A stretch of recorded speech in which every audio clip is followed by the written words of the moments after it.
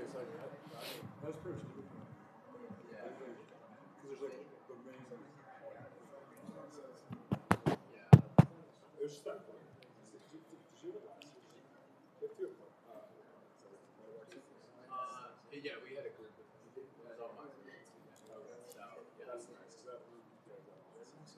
Yeah, just like, but it was definitely like doing it with a partner. It's like you gotta coordinate it really well. All right, let's get started.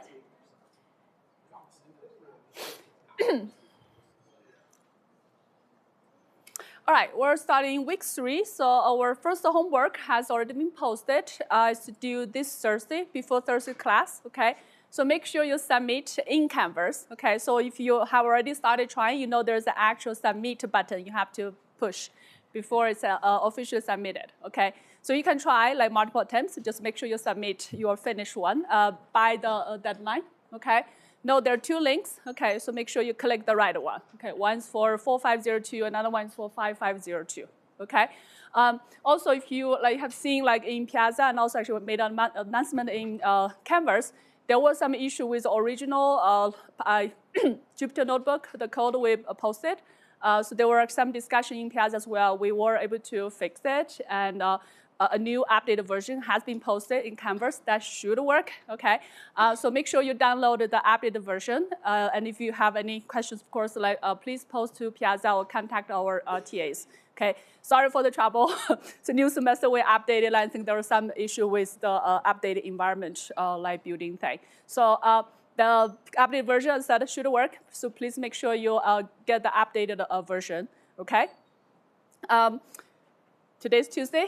Before Thursday's deadline, before class, we still have 3 office hour sessions, okay? So you haven't checked, so this morning, evening, I have one.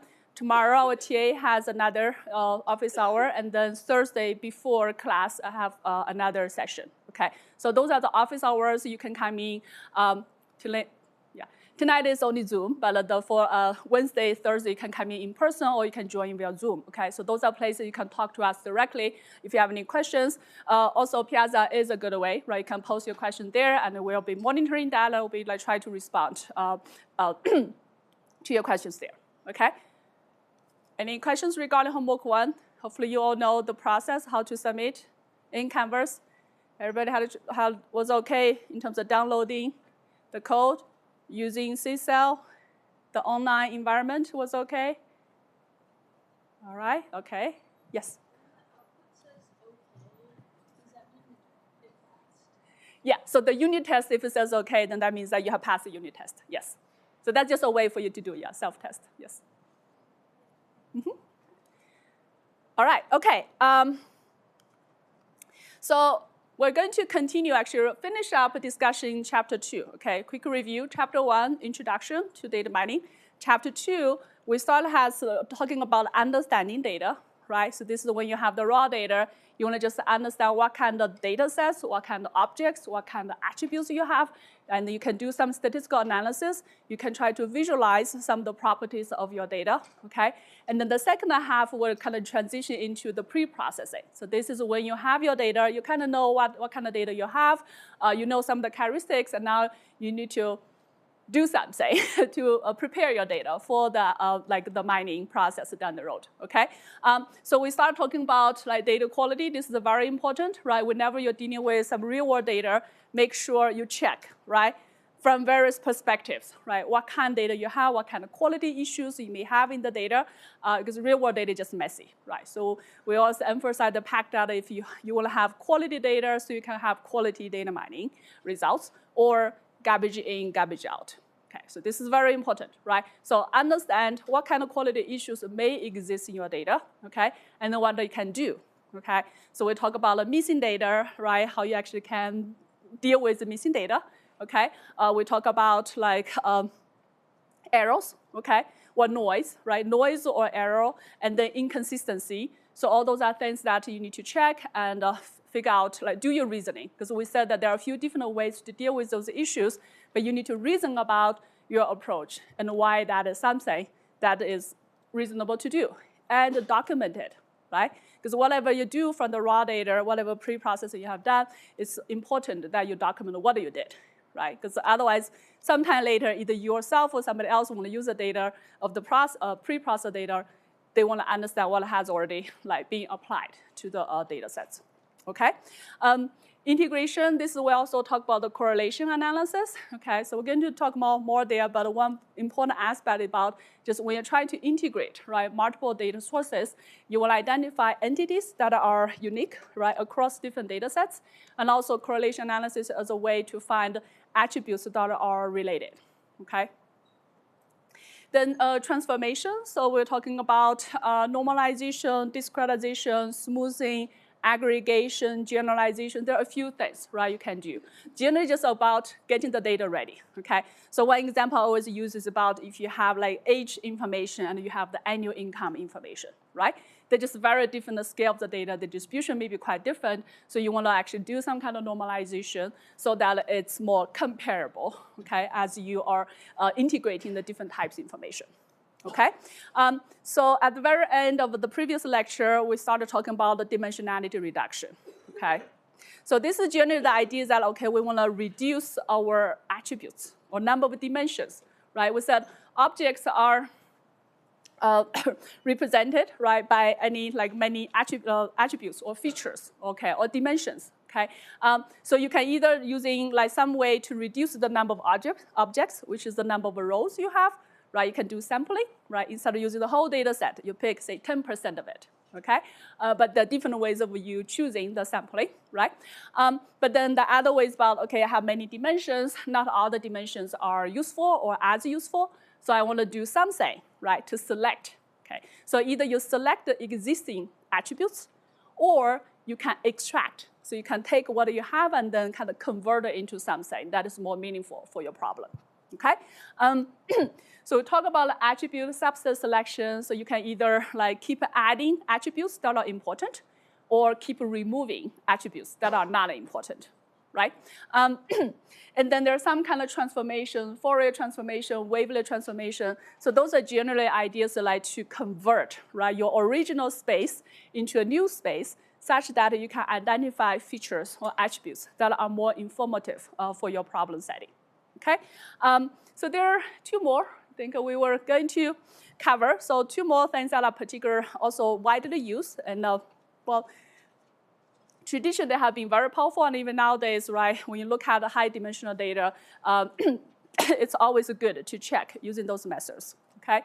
First one is called principal component analysis, or PCA. How many of you have heard this term before? A few? How many have used it? A few? Okay, all right. So the general idea, again, it's about reducing, right, the number of dimensions, okay? But instead of just removing dimensions, okay, it's actually transforming, okay? So it's changing the space such that the new space would have a more informative distribution. And the idea is that instead of using all the dimensions, now you have a way of using the most significant dimensions, okay? Here I have this example, okay? So I have, let's say, 3 different cameras, and I have this like a spring, like ball is moving, or the ball is moving in some direction, okay?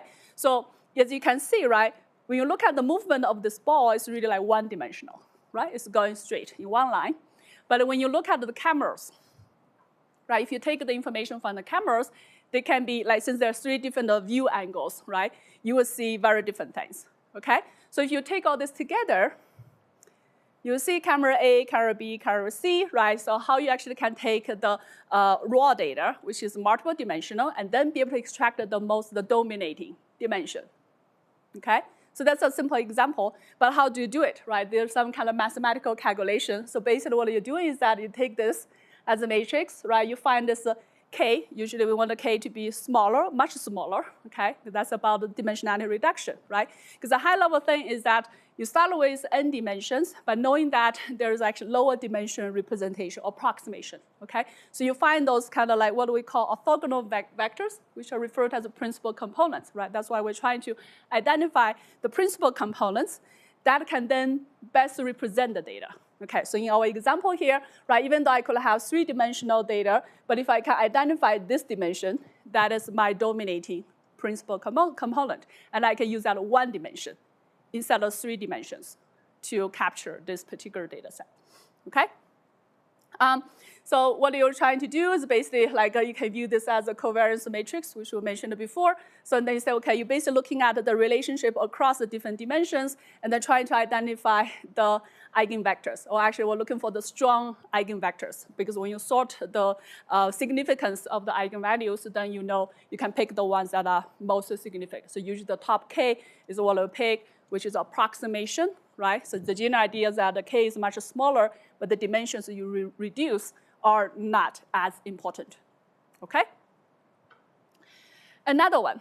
So principal component analysis is actually linear combination, right? So what you're doing is the kind of linear conversion of the original space, okay? But in many real-world settings, the data actually is not like linearly separable, right? So an example here, you may have this like two different types of data, like which we're trying to separate, right? But in this case, since in this 2D space, you don't have a way of separating them, okay? So if you use the PCA, this is what you would get. As you can see, still mostly similar to the original one, okay? So later on, people have proposed quite a few methods to deal with like a non-linear dimensionality reduction, okay? So two representative approaches. One is called a kernel method, okay? So this is a kernel PCA. So you basically do some kind of kernel, applying some kind of kernel function, okay? So you you basically map your original data to a new space. And now we're really looking at the proximity. So original data is the raw data, the rows and the columns correspond to the objects and the attributes, right? And then we convert that to proximity. Because what we're trying to do is that after this mapping, we care about the approximation of how close objects are, right? Because that's, again, the main thing about separating things, right? Things are close, continue to be close to each other, okay? And things that are further away, we kind of separate them out, okay? So either you're using this kernel method, we're not getting into all the detail, but you're interested, you can check out the textbook, and also like some online library, you can like just play with it, okay? But the general idea is that through this like approximation of the proximity matrix, we have a way of separating things, okay? This one is like a stochastic neighborhood embedding. The high-level notion is also that this mapping basically says that if you're close in the original space, in the mapped space, they're still close with high probability, okay? So once you apply this, so these are just some examples showing the same raw data, right? If you apply this kernel PCA, you get a reasonably nice separation, right? So now they're still kind of close, but you now actually can draw a line to have a pretty good, like a direct line. That's a linear separation of the two types of data, right? And then similarly, this is a t-SNE, so this is like t-distribution-based method. So then this is one, as you can see, also have a very nice, clear linear separation, okay? So this is really just to give you some idea about like, as you're trying to deal with your data, looking at the high dimensionality. As I said, there are different ways to like work with your data, okay?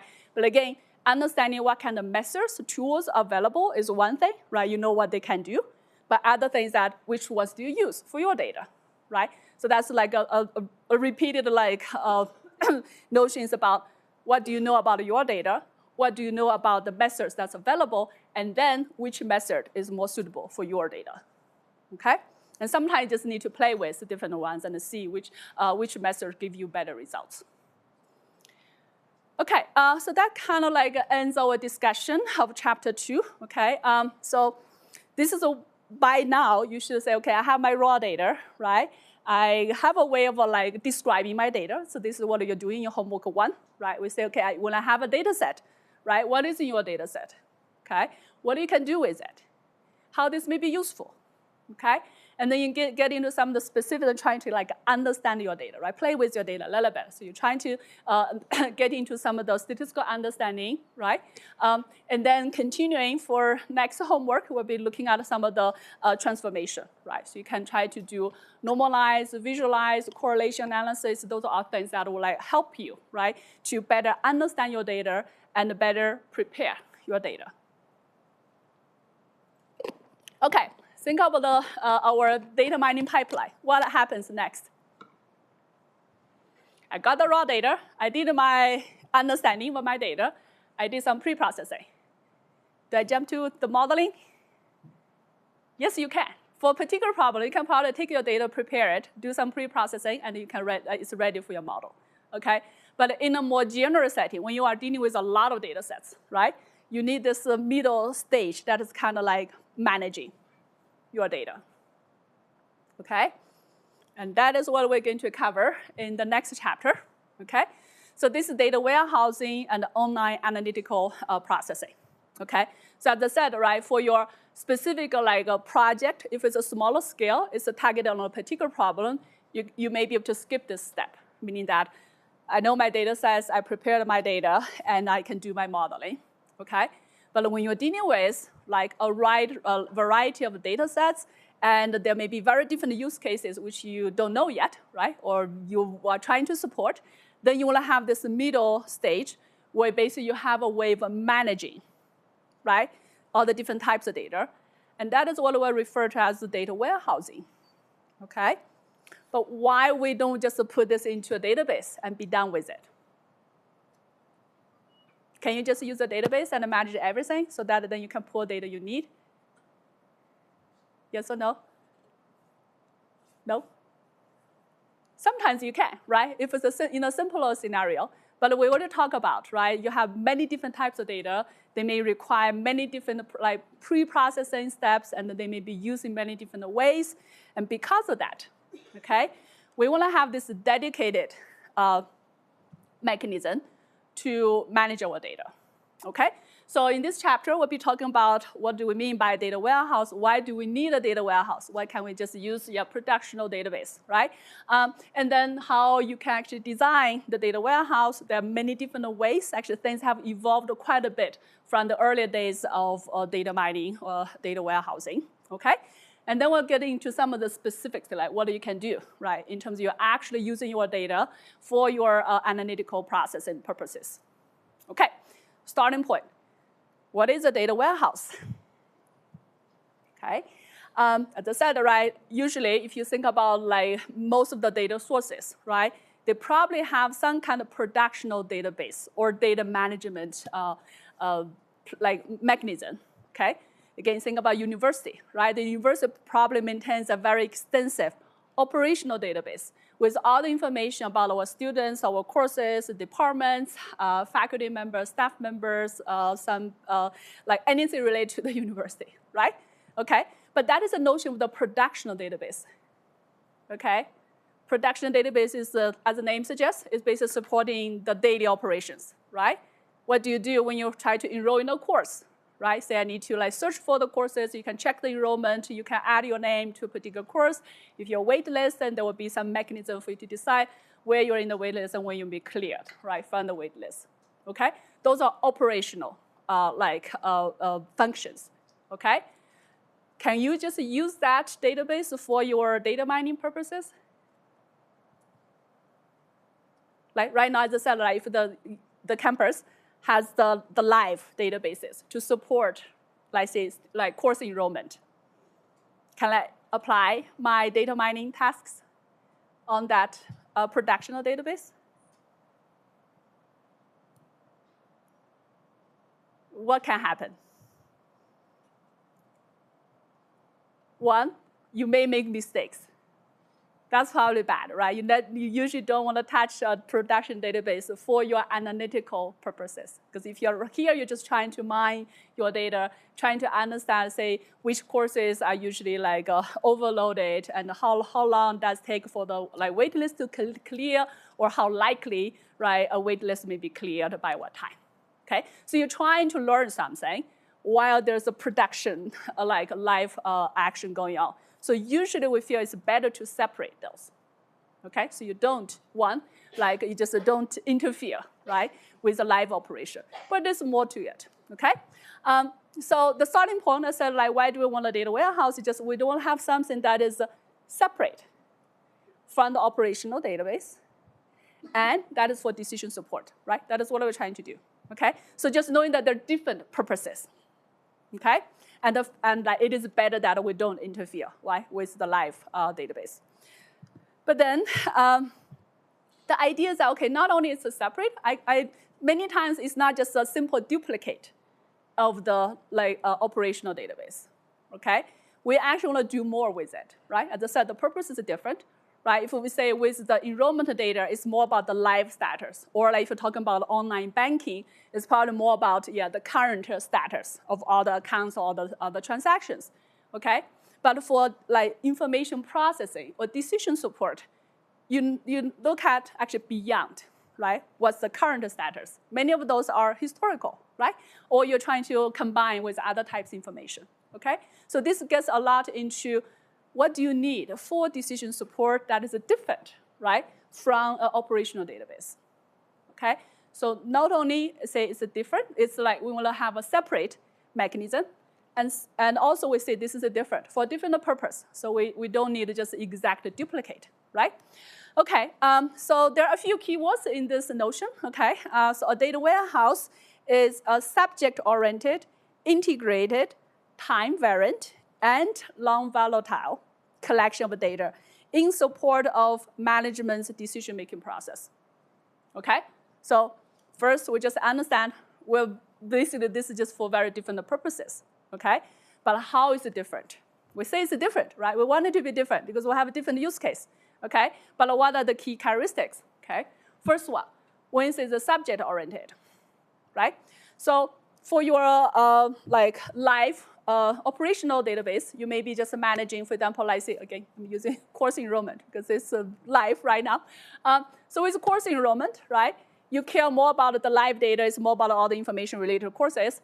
But if you're talking about like a particular decision support, for example, I'm trying to figure out like the classroom assignment or the waitlist management, right? Now you have a particular focus. That's why I say you may have like your decision support, right, may like focus on particular subjects, and those would be the focus, and you're trying to pull in data related to that, right? So for example, classroom assignment, okay? So there's enrollment information.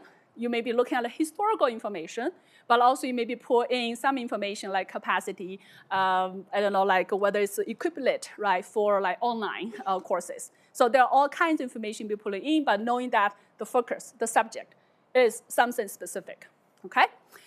So usually we say, okay, what is your major subjects for this data set? So here we're talking about like classroom, but in another setting, you may be talking about like units or degree programs, right? Or if you're talking about, let's say, like online like stores, then they may have certain types of products they're checking. Or if you're looking at the different like branches, or if you're comparing across like vehicle types, those would be the subjects, because your decision-making process is focused on certain things rather than other general information, okay? And also the fact that I'm looking at those subjects, but because I want to do some kind of decision-making, right? So I care less about how to support the live transactions processes, right? It's more about what I'm trying to do, right? I'm trying to learn something about those subjects so that I can use that insights to improve either the process or some mechanism so that there's like better revenue or more efficiency or something, okay? And also, like this, because I'm like focused on certain things, right? So I don't care about things that are not related to me. Again, like with like operational databases, they maintain all the information needed to support their live transactions, right? So that's their focus. And now focus on my subjects. I say, okay, this is what I need, those are things I don't need. So I don't care about things that are not relevant. So again, that's how you separate, right? Why you don't want to just directly duplicate. Okay, integrated. This is something we mentioned in chapter 2, right? Why we want to integrate like data sets, okay? Because for your particular subjects, you'll realize that, okay, there may be very different data sets you like to leverage, okay?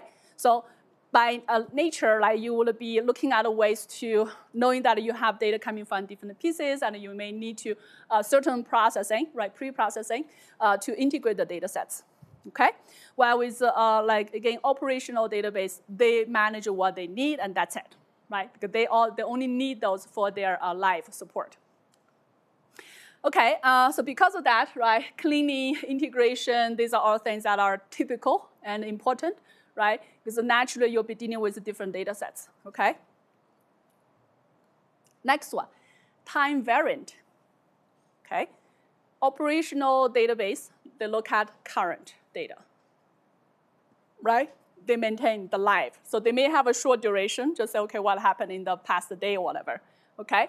But with decision making, many times we're trying to gain insights by looking at historical data, okay? So naturally we're saying that we're looking at actually a time duration, right? Usually it's much longer than whatever you need for the current processing, the live support, okay? So typically, right, if you say, depending on the actual problems, right, if you look at the weather, right, you may be looking at the past year, the past decade, or even like 100 years if you had more. And sometimes we look at, let's say, the job market, the stock price, right, or student enrollment, traffic conditions. So all those, right, they may benefit from the knowledge coming from a longer time duration, okay? Again, it gets to the point is, okay, yeah, how much data or how much longer, what kind of duration is sufficient, right? Well, you don't know, right? Sometimes, okay, you start by asking how much data I can get, and then say, okay, how much data I need or I can handle, okay? So there'll be more of the reasoning. But usually, when you're talking about like data warehouse, you need to have this notion of time and time duration, knowing that your data may come from very different like time points. Okay, and because of that, right, so this time information is very important, okay? Sometimes it's like first order information you use. Sometimes you have to associate a timestamp with every batch of data you get. Or this could be something that's associated with every individual data point, okay? So you want to make sure you have this time notion, okay? All right, non-volatile. So this term basically says it doesn't change. Why? We just talk about the pre-processing. We could be changing our data. Why not? So when you do pre-processing, you take the raw data, and then you generate a pre-processed data. Do you overwrite the raw data? No, okay? It's always a bad idea to remove or write over what you have, okay? With the data mining, you always keep this kind of like the different versions of your data, because as you're making progress, you know how you are identifying some new patterns or making changes, and sometimes iterative, so you need to go back to an earlier step and go from there. So you are naturally dealing with the data, but you don't delete or write over data, okay? So that's also important, right? Say we have a separate data store, okay, from the operational environments. But also the fact is that we don't want to change, right? We don't delete, we don't override, but we can add. So we're creating new data based on the raw data or based on some pre-processed data, or if we're building models, so we're adding, right, new data, new information, but we don't overwrite, okay? And because of that, right, because with operational data, for example, if you're making changes, there's a lot of effort that goes into transaction support, like consistency, if you're doing this in a distributed fashion, right, how you make sure the concurrency and control is also a big part. But in our case, since we're not writing over, right, previous data, so it's more about append, right? So it's creating new data and then adding to it, okay? So as you can see, this is very different usage scenarios, and your design focus may be different, okay? All right, so related to that, right, so when you have this operational database, a lot of database management systems, they are supporting what we call OLTP. So that's online transaction processing. So that's really for live transactions, right? Every time you purchase something, there's a transaction going on. Every time you do something with online banking, enrollment, so those are all you call transactions, okay? Versus OLAP, so that's the online analytical processing, right? So this is really focused on decision support, right? Analyzing data on top of data warehouse, and then providing insights for decision making, okay? So this is a table that's trying to kind of summarize or compare the different scenarios. As you can see, right, think about who's using this. What do they do with it? What kind of data do they use? right? How big a data set are they using it, okay? And then what kind of like performance measures you may care, and also what is the output, right? Okay, so there are a few ways to look at this, okay? So say OLTP versus OLAP, one, who's using it, right? So with OLTP, right, you can see like the clerk, IT professional, they'll be like dealing with the database, like making a lot of kind of like updates or changes. If they're adding something, they're changing something, right? While with our AP, this is usually the data mining, right? Data scientists or like knowledge experts or workers who are trying to pull information, okay? And then another one, if you look at the data, right?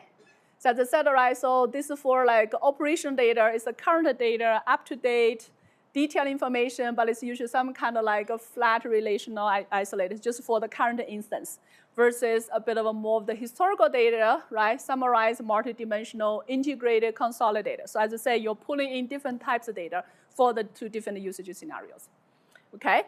Types of access, which we mentioned earlier, right? This is a read, write. The index hashes on the primary keys are very important because you want to get to the specific data point very quickly. A lot of that is a search, right? So you need a very quick way to get to particular records. Versus here, we do scans, okay? So if you think about how your storage system works, right? So if you have a like hard drive, I don't know, have you seen an actual hard drive, right? Basically, you have a way of seeking to the place where you have the data, right? So if you need to do a random seek. So whenever you're asking for something, you need to, like, the head of the drive, hard drive, need to move to a particular position, read the data. But if you're scanning, so that means instead of like seeking to a particular position, you can just read through the whole data set, okay? And that actually has a significant impact in terms of efficiency, okay? And you will design your method differently, knowing that you're scanning through a lot of data versus randomly or depending, like seeking to a particular position, okay?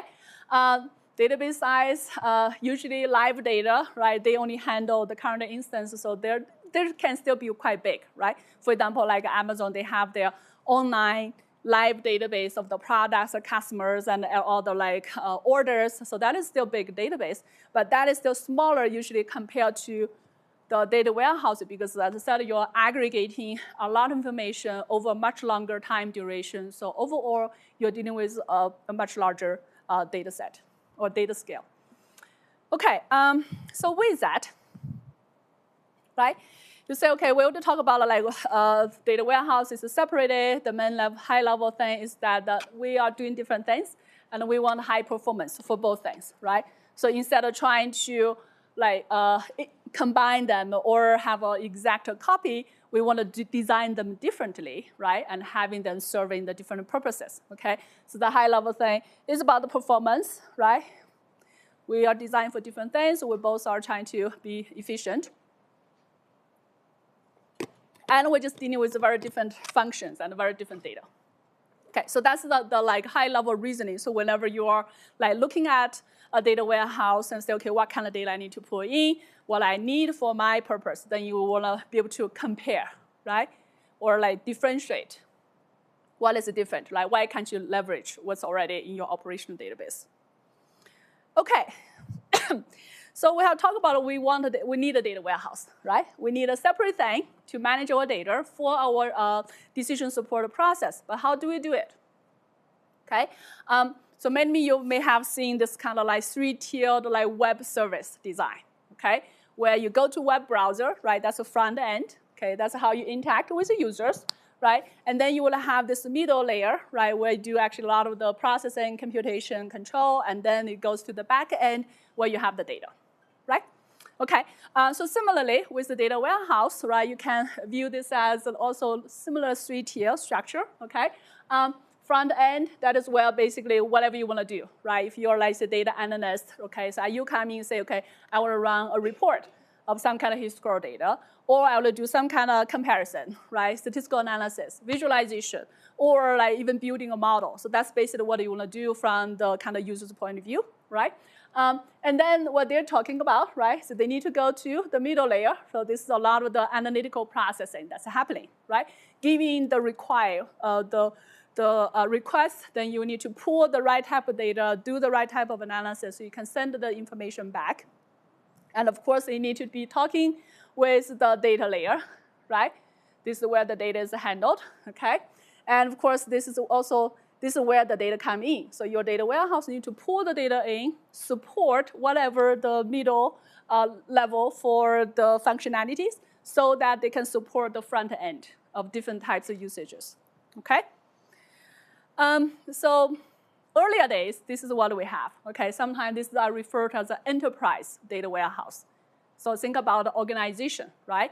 They can design their own data warehouse, pull in all the data they think is relevant. They design one central mechanism, and then like have some way of supporting various types of analysis, okay? Then things have evolved a little bit, okay? So you still see, right, from the data side, there are all kinds of data, knowing that you're pulling data from very different sources. And here, note, those data may or may not be in-house. What does it mean? Right, if it's an organization or like enterprise, you can't say, okay, everything, like all the transaction, all the student records, that's in-house. But if you're pulling out information, say online social media, or if you're pulling out, like, say, financial reports from some other third party, or you're pulling in the weather report, right? So those are things that are information that the data may be coming from somewhere else, and you need some way, right, of connecting the data in, okay? And then, of course, within your data warehouse, you have various ways to like prepare the data, okay? But already you're talking about raw data, metadata, summary data, because there are already different levels of processing or information you're trying to manage. But what's important or interesting is here, what we call data marts. So this term was actually introduced slightly later, right? Earlier we say, okay, like we have the operational database, and then say we need a data warehouse, okay? That's more like enterprise level. And then say, okay, within this enterprise organization, there's just too much data and it becomes messy, okay? And then later on, you have this notion of like maybe different divisions or different departments.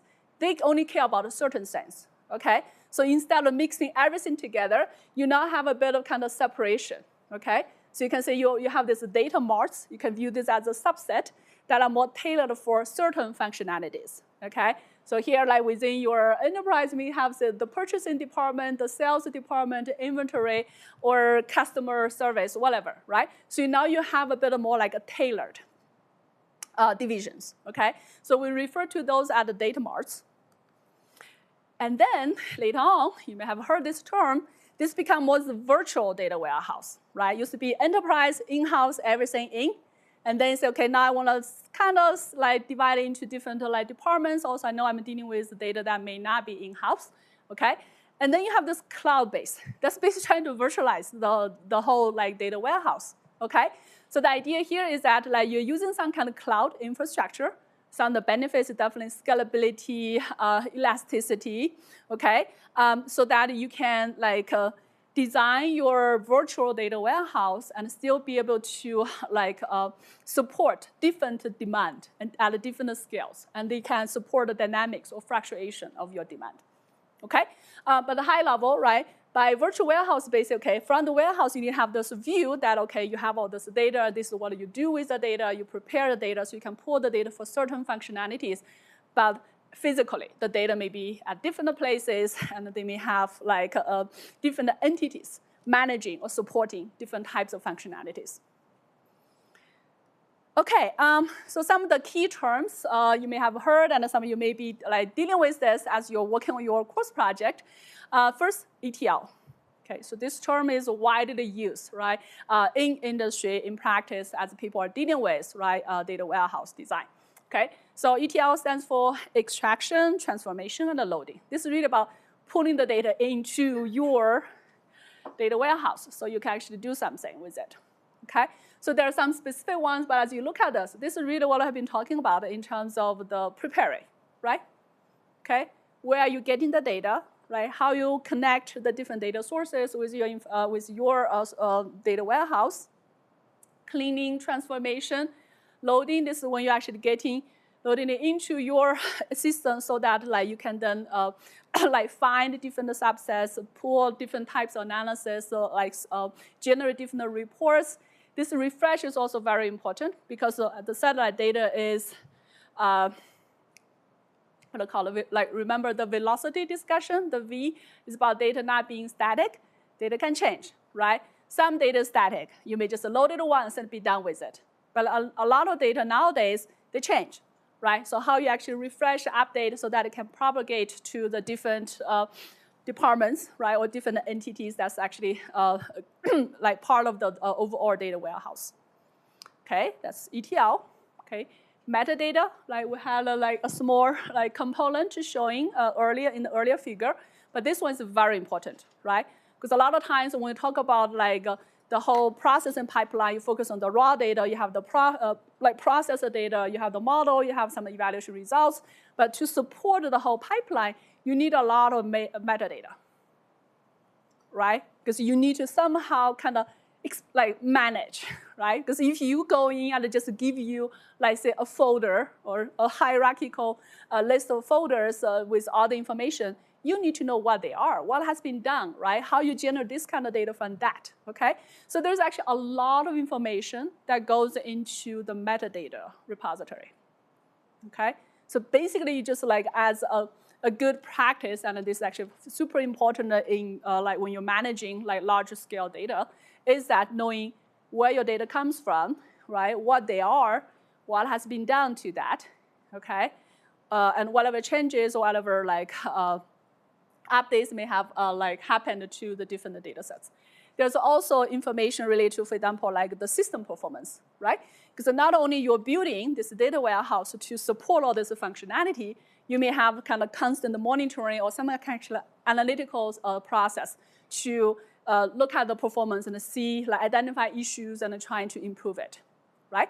The business data is also important, right? Think about our cloud data warehouse, for example, Snowflake. That's like one example of cloud-based data warehouse. So you can actually use the Snowflake service, right, for your own data warehouse. But then there's like the business model in terms of who owns what, who can access what, the billing information, and all that information should be captured. All right, how many of you have heard of this term, data lake? A few, okay, all right. So it's like we don't have enough terminology, so we're actually adding more, sorry. So we talk about data warehouse, right? We say we need a data warehouse separate from the operational database management system, okay? And then say, okay, oh yeah, with the data warehouse, you can do this enterprise level, you can do data marts, you can do cloud-based virtual data warehouse. Data lake is a newer term, okay? So still the high level thing is that when we start talking about like data warehouse, it's still more like think about enterprise, okay? You know what kind of data you need. You know what kind of data you have. You have a lot of control in terms of how you design your data warehouse, who gets to use it, and whatever service you're providing, okay? So because you have like a lot more control, and usually those take a lot of time to design, right? You don't change it that easily, okay? But later on, with the data explosion, right? And also like people really finding like there's actually a lot of kind of like value creating services, right? Leveraging all kinds of data, okay? So the thing is that, okay, instead of taking 10 years or 15 years to build a new system to integrate these new types of data, I want to have something that is a lot more flexible and a lot more efficient, okay? So for example, like my enterprise has grown, right? Or there's a new types of information that is really helpful, okay? So I want to incorporate that information quickly, okay? So over the time, people have realized, okay, like instead of this more like a rigid design of what goes into my data warehouse, who does what, I want to have a bit of a more kind of open-minded design. I want to say, okay, I want to support all kinds of data. You can easily add in data, okay? I'm not trying to enforce any particular structure or whatever. Just give me what you have, okay? So that's the notion of a lake. You basically throw in whatever data that you think may be useful, even if you may think it's useful right now, but say, okay, yeah, I want to have it, and maybe I'll find a way to use it. Okay, so that's a high-level notion, right? So you have all kinds of data. You don't control or you don't like mandate like so how it should be like formatted or like what kind of a data store mechanism should be using. So it may come from very different data sources, okay? And then through those connectors, you have a way of, okay, I now have a lake that connects all these different types of data, okay? And on top of that, of course, then you still need to build those mechanisms so that like the Apple level can support different functions, okay? But because of this flexibility, right, that is really what we're trying to leverage, okay, all kinds of data, okay? So there's a lot of information, right? But as you can see, the simple notion is really that give you all the data you have. I want to leverage all the data I have, okay? So I have a lake of data, and then I'll figure out what I do on top of it. So because of that, right? So now you naturally have different types of data, okay? Because as you pull in data, as you figure out ways to use the data in different ways, you are generating this kind of tiers or layers of data, okay? So they have different levels of processing associated with them, okay? So at the very beginning, of course, this is raw data, right? Whatever that data is original, like come in, either in a kind of single snapshot or you can have some kind of continuous way. But then you want to have some standardization because ultimately you want a way to use the data, right? So you're trying to apply maybe some kind of schema or some kind of structure if you can, some kind of semantics or for them to like to facilitate, right, the utilization of the data, okay? So now you have a way of using the data. You have some kind of standardized interface to work with the data. Then we do our general thing, right, cleansing, right? So this is the cleaning, transformation, other pre-processing, so that data is now usable. Okay, and then you get to some of the application level that can support the various kind of business functionalities. Okay, and many times with the data lakes, this is also very useful. This we call sandbox, right? As you may know, sandbox is just a place for you to experiment, try out things, right? They may or may not work, and they may break other things. So you don't want you want to have a sandbox, so it is actually kind of separated from the main kind of mainstream use. Okay. So as you can see, right, so now you look at your data lake. What do you have? You have the original raw data. They come in many different things. As you're developing functionalities, use of the different data sets, right, you pull the data from the raw data layer, generating and like higher and higher tier as you do more processing. So at any time, if you look at your data lake, it's a mixture, right? It's a mixture of data with many different stages in terms of how they're being used. Okay? But that's really the flexibility that allows us to really bring out the value, and you can really experiment, right? Explore what you can do. Okay? So this is one list talking about some of the key tasks when you're developing your data lake, right? So apparently you still need a way of ingestion, extraction, metadata management, cleaning, integration, discovery, versioning, right? So some of those are really similar, right, with what a data warehouse would be doing, okay? But like, so for example, the discovery, the versioning is actually more important because there's a lot of more involvement, okay, in your data lake. Okay, great, right? So I have the data warehouse that's usually more of the enterprise scale, support some of the structured operations, or analytical processing. And I have this data lake, right? That's freestyle, open to everything, and I'm trying to leverage everything, but it gets harder, right? So sometimes people then realize we need something on top of that, okay? So I have another term, okay? Data lake house.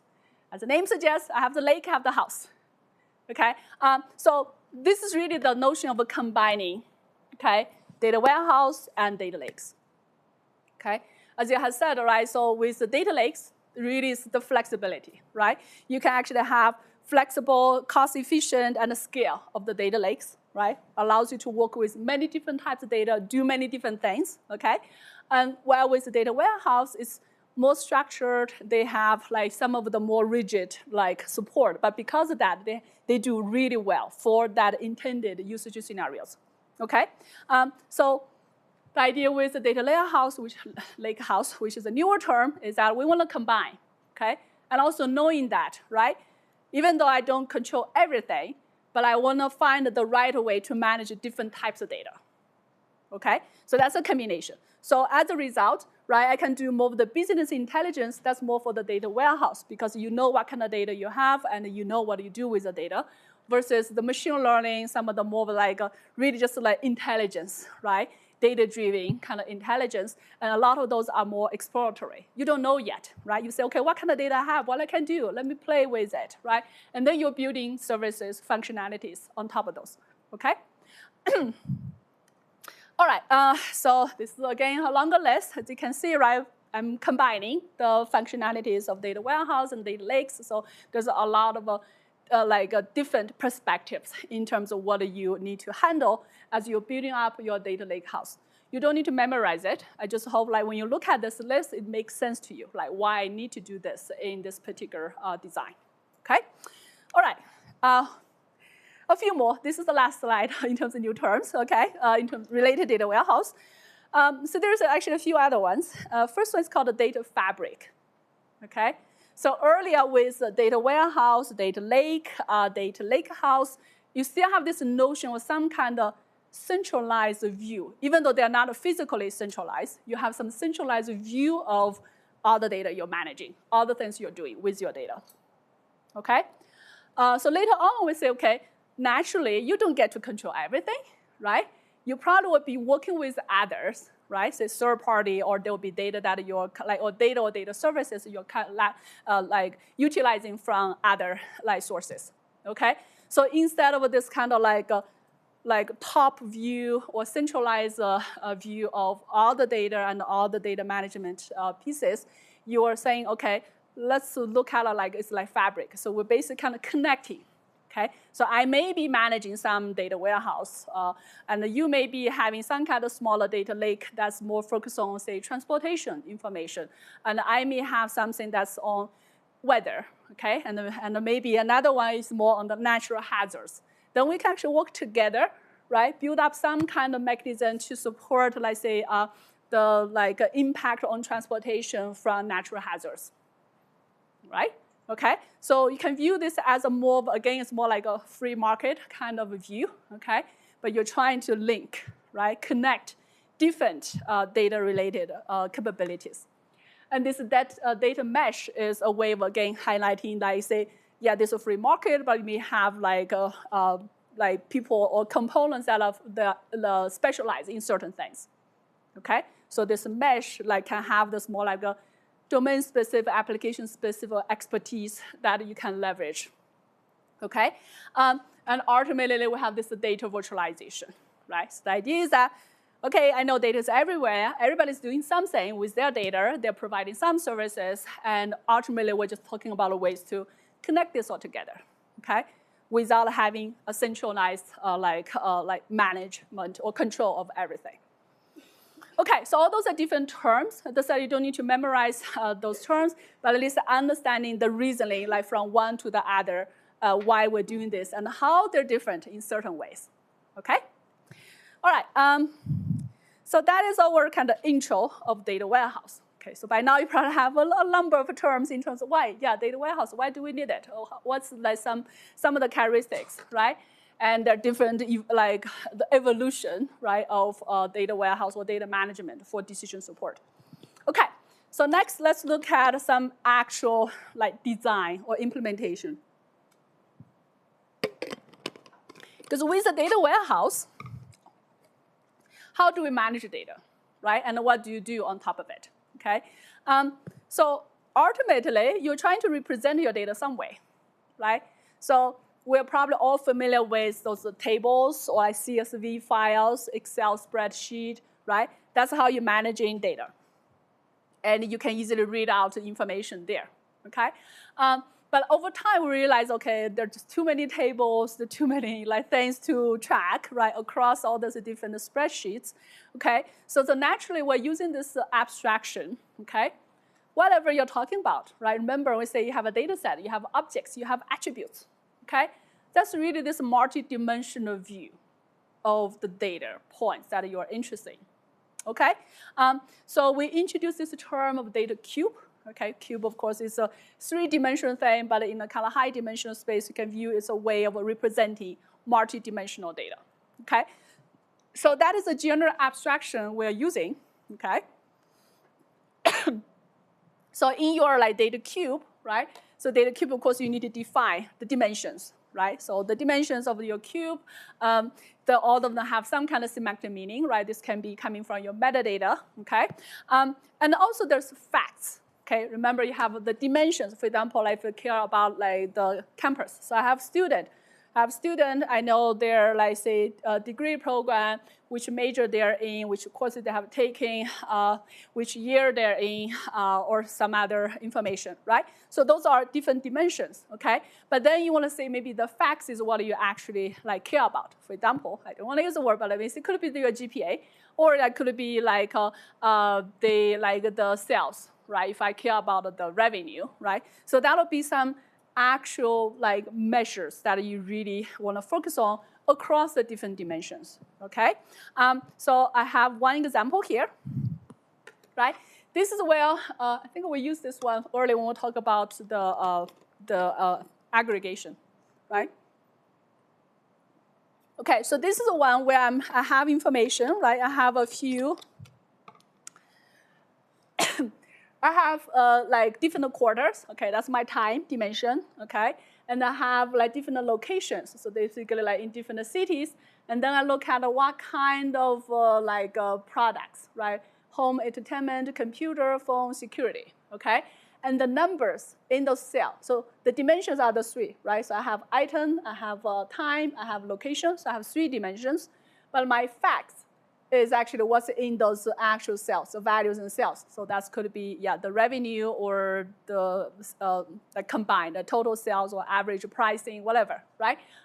So when you have a data cube like this, you can see, right? You can easily capture a lot of information. And then depending on what you care about, you can be looking at the things from different views, okay? Right? For example, like I could say, I care about the quarterly performance, right? So I can just aggregate along this way, and then I just compare across different quarters. Or I can compare across different cities, or I can even look at the combinations, like this city, North America versus Europe, or this those types of categories versus other categories. So you can easily play with your dimensions, right? Adding, or like say selecting some dimension, or combining certain values so that you can quickly compare and analyze across different combinations. Okay, so of course the data is in the data warehouse can be really messy, okay? So I have this multi-dimensional view, that's great, okay? But many times you will see you have a combination of things, okay? So we talk about your data set have dimensions, have facts, but they may be organized very differently. Okay, so here I have a few examples, okay? The first one, what we call is a star schema. Okay, star schema is simple. You have something in the middle. That's your fact table. Okay, fact is what I really care about, right? And then you have those dimensions that are coming out. So that's why it's like a star shape, right? So in my case, right, I have the set of the time, the branch, and I have the item, location. So those are the dimensions.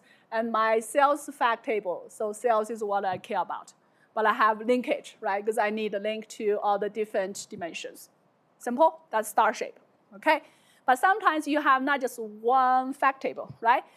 So you may have extra information. So instead of just one step out to some dimensions, that may also have their own description, okay? So in my example here, right, so I have this item, right? But then also I can add in supplier. So not only say, okay, I have certain type of computer, but I may get to who is providing, right? The suppliers or the brand or something, right? So you can add information. So now you have this what we call snowflake. Snowflake, you have one step and 2 step, but you're kind of growing, right? But still you have this center as your factor table, okay? And you can even be a little bit more complex, like things grow, right? So instead of one fact table, this is sales fact table. I may have another fact table that's my shipping, okay? So I care about sales, but I also care about my shipping performance, okay? So whenever somebody purchase something, right, online, okay, it has information about what time, which branch, and what kind of things they're getting. But then I get to the shipping thing, because the shipping wouldn't tell me, okay, somebody purchased those items. I need to send those items to my customer, right? Now you have information. Location may be similar because while you have the location of the branches, you have location of the customer. But then you may have other information like who's doing the shipping service, okay? So as you can see, right, you can actually build up this schema to capture the different types of information, dimensions, facts, right, and how they're connected to each other. Okay, with that, of course, the data actually gets big quickly, okay? So we're always looking at some ways to visualize your data cubes, okay? Of course, there are many different ways, okay? Many times what you do, you pick the dimensions you care about, you pick the facts you care about, right? And then you have a few ways to visualize. So this is one example, right? I'm using like different dimensions, but then the size and also the color of the data cube can like mean different things, right? So for example, I care about like the biggest, like highest cells, right? So maybe from here, you can then quickly identify things that are bigger, so you can say they mean bigger cells, or the different color may actually represent different categories, okay? And then you can say, okay, oh, quickly I tend to see, yeah, the pink ones are somehow maybe smaller in certain area, but then they like another color like seems to be more significant in certain areas. So you may quickly see maybe regional differences or like temporal differences, okay? So as you can see, right, a lot of times there's no fixed way say, okay, how you work with your data. You just need to be like really creative, knowing your data, knowing your problem, and figure out ways to help you, right? Visualization, the data warehouse, all this multidimensional model, those are all ways for help us to better work with the data and pull out the information that's potentially useful for our applications. Okay, so we talk about data cube, right? That's really just a multidimensional abstraction, okay? And then we say, okay, you can have different ways of representing the dimension, the facts, and how they can be organized differently, okay? So next, say, okay, if you have this, right? Now you somehow put the data in with the structure you have designed. What do you do with it, right? Because ultimately you want to use it, okay? So those are generally like operations for online analytical processing, okay? So what would you do? Say if you have the data, as I said like earlier, if you have the sales data of your products across time, across branches, across categories of things, okay? What would you do? How do you do aggregation, right? Aggregation is natural. They say, okay, instead of the individual categories of data, I would say, okay, I care about like, I don't know, like all the consumer electronics. They may have different like individual items, but I can pull them together, right? Or say I care about the performance of a particular branch. Or I care about the like seasonality, like how things vary across the season. Like maybe like Thanksgiving, you may have certain products or certain areas like are more popular, right? You get better sales of certain things. Or like if there's the summertime versus the winter time, right? So those are all the things that you can try to pull out, okay? To support that. And these are some of the typical operations that you can do. Okay, so ultimately what you're doing is that because you have the dimensions, right? You have the facts. So you're really just talking about kind of like aggregating or getting more specific or connecting to another one. So there are a few, okay? So we'll look at some of the examples. But high level, when you look at those terms, I hope you understand what they mean, okay? Roll up, okay?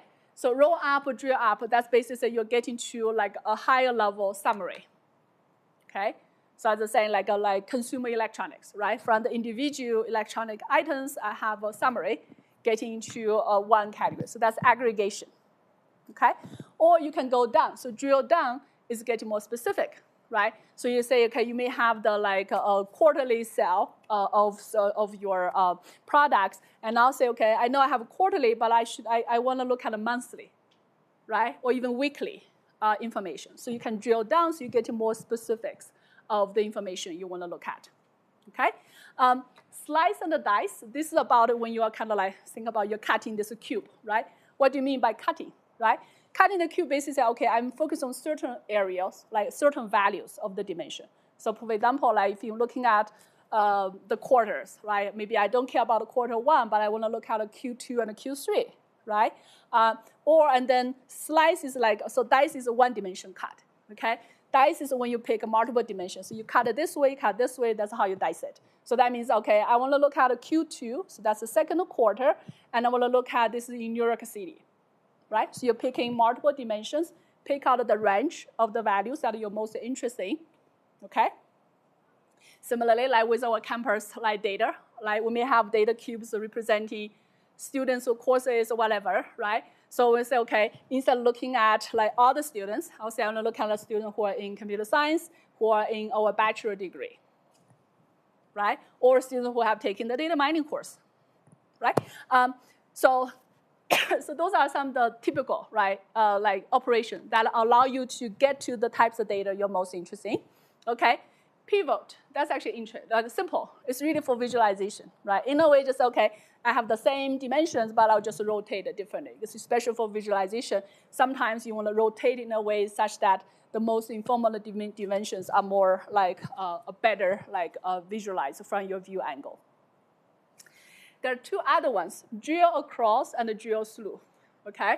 So remember, earlier we say, like we have the star shape, we have the snowflake, we also have the constellation. So that basically have multiple fact tables. So you can connect, right? Here I'm looking at the students, but then I want to connect to maybe the courses, okay? So you can actually connect, so linkage, right? I'm starting with the students and then say, okay, which courses they have taken or which degree programs they are in, right? So there are different fact tables I may be looking at. And drill through, this actually goes to more like your back end, either the raw data or pre-processed data. Because remember, the data warehouse is the data that you are interacting with, right? But there may be multiple steps for you to get the data. So you may actually kind of check the linkage and figure out where you get the data and what has been done to the data. Okay, it's probably not very easy to see in the back, but hopefully you can see or you can check the slides later. So some examples. Sure. Okay.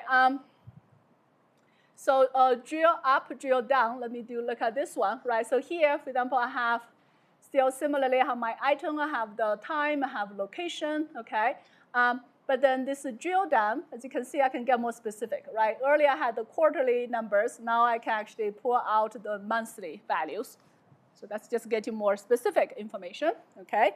Slice is easy, right? So your time is from Q1, so that's only the first quarter. So you basically take one cut, one slice, okay? And look at that particular dimension, okay? And then you can do pivot. Pivot is basically switching the dimensions, right? So you still have, say, item and location, but now you have item on the y-axis and the location on the x-axis, okay? More example, okay? So you can do, let me see, roll up. That's the aggregation we're talking about, right? So you can take, earlier say I have those city level information. I can then aggregate, roll up, get to the country level, okay? I can do, let me see, dice, right? Dice, I said you pick not just one dimension, you pick multiple dimensions and pick the values you want to check, okay? So in this case, I can dice for location, Toronto, Vancouver, and my times Q1 or Q2, and the items home entertainment or computer.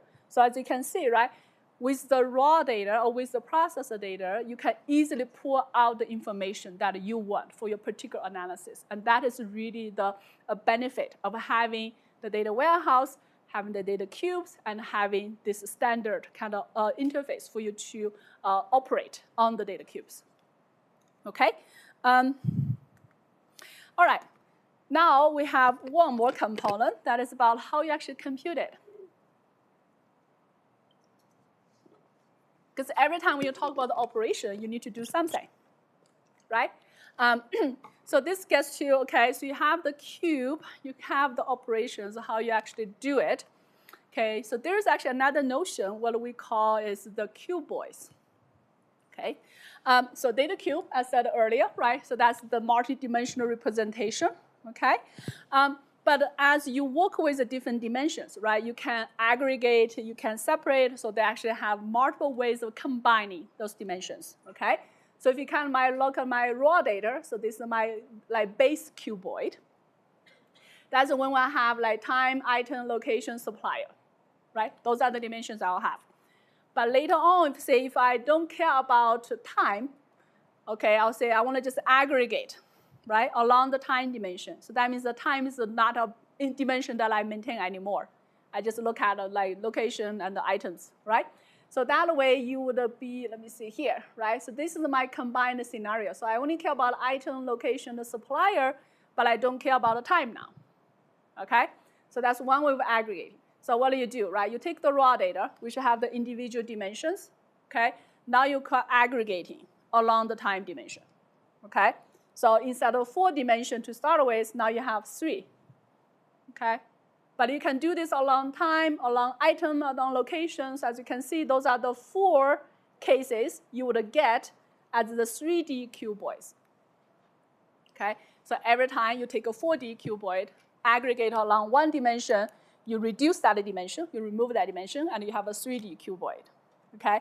And depending on which dimension you are aggregating along, then you have different outputs for the 3D. Okay? You can continue the process. Now you only get 2. That's the 2D cubes, okay?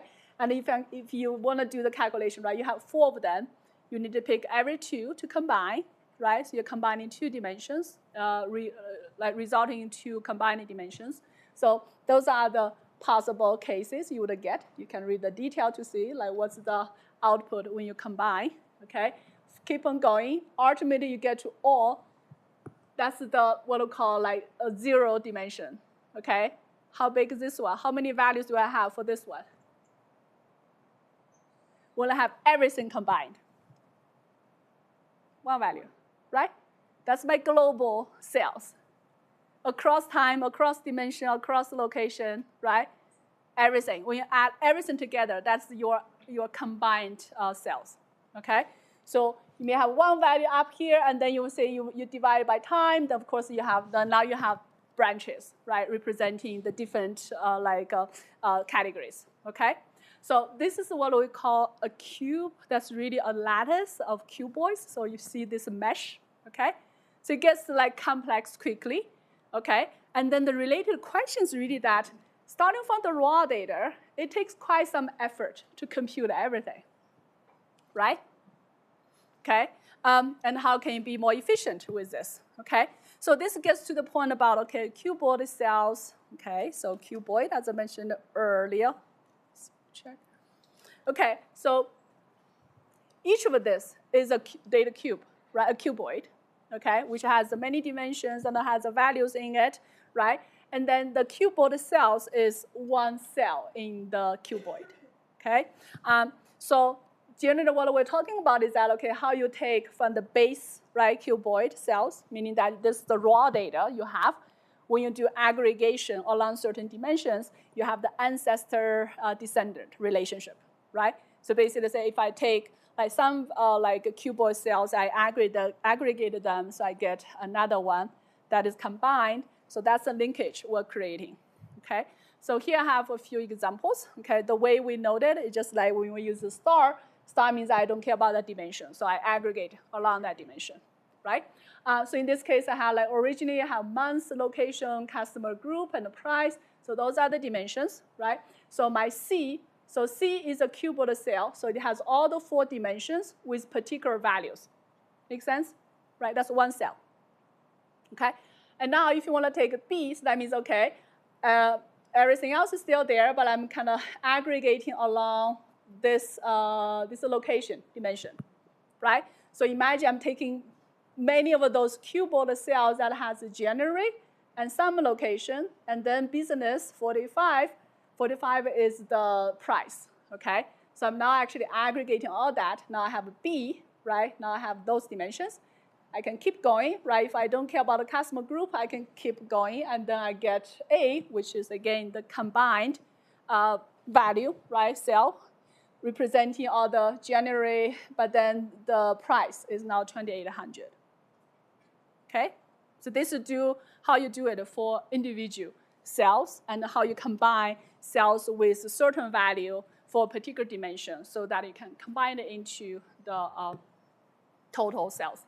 Okay, so one way, like think about again each of us, right? Say how many friends you have in your social media, Facebook, or some like your favorite one. Okay, then you will say, okay, I want to calculate, right? How many maybe friends is not the best one. Let's say how many posts you have made. like say Instagram, right? Like pictures you have posted. Okay, so each of us has a value, right? We'll say, okay, I have like each of us, so we have the age, gender, maybe degree program, and then we say, okay, like when we posted like image, and maybe in what category, right? That's my base dimension, okay? And then I can aggregate, right? So maybe for this class, okay? So I'm saying, okay, students who are taking data mining, so that's one dimension to aggregate, okay? And then say, okay, category in terms of like just like nature, scenery, okay?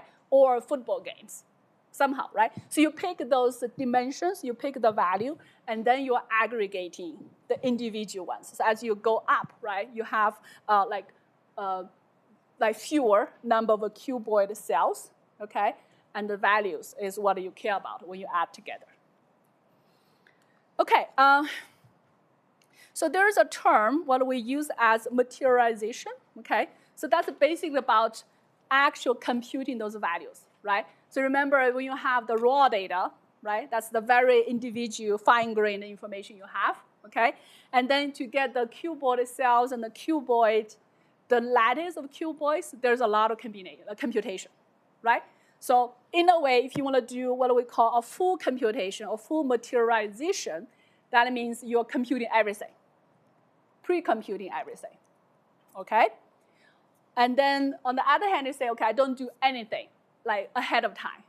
I only do it on demand when I need it, okay? And then you can do, of course, somewhere in between. So like, okay, I don't pre-compute everything, but I compute the sum. Okay, so I need to figure out a way which ones I want to pre-compute. Okay, so before we talk about how we do it, okay, we're out of time. So think about the differences, okay? Differences of a full, partial, or no like materialization, okay? And what do they mean in terms of the time and like how long it takes to do the computation, how much space you will need to store the results. Okay, so we'll continue that for next one, okay?